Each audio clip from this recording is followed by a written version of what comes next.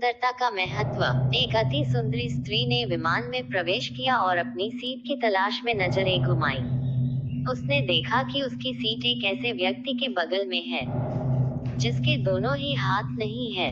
महिला को उस अपाहिज व्यक्ति के पास बैठने में झिझक हुई।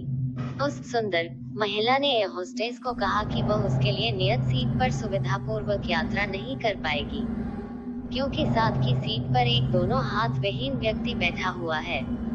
उस सुंदरी ने एयर होस्टेस से सीट बदलने हेतु आग्रह किया। असहज हुई एयर होस्टेस ने पूछा, मैम क्या मुझे कारण बता सकती है? सुंदर महिला ने जवाब दिया, मैं ऐसे लोगों को पसंद नहीं करती। मैं ऐसे व्यक्ति के पास बैठकर यात्रा नहीं कर पाऊंगी। दिखने में विनम्र प्रतीत होने वाली महिला के यह उत्तर सुनकर एयर होस्टेस अचंभित हो गई। सुंदरी ने एक बार फिर एयर होस्टेस से जोर देकर कहा कि मैं उस सीट पर नहीं बैठ सकती और मुझे कोई दूसरी सीट दे दी जाए। एयर होस्टेस ने खाली सीट की तलाश में चारों ओर नजर घुमाई, पर कोई भी सीट खाली नहीं दिखी।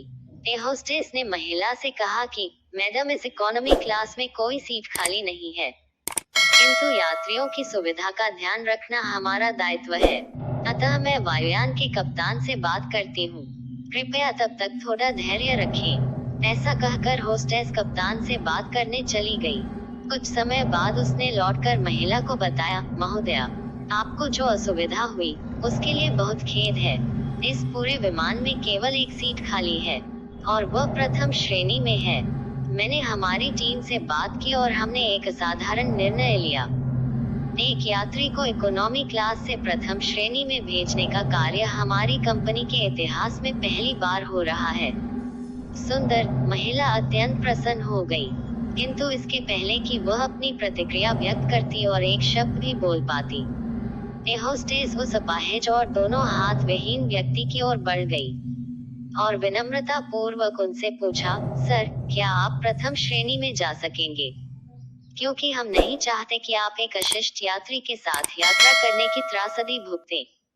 यह सुनकर प्रत्येक यात्री ने ताली बजाकर इस निर्णय का स्वागत किया।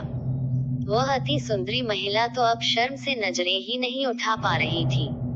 तब उस अपाहिज व्यक्ति ने खड़े होकर कहा, मैं एक भूतपूर्व सैनिक हूँ और मैंने एक ऑपरेशन के दौरान कश्मीर सीमा पर हुए बम विस्फोट में अपने दोनों हाथ खोए थे।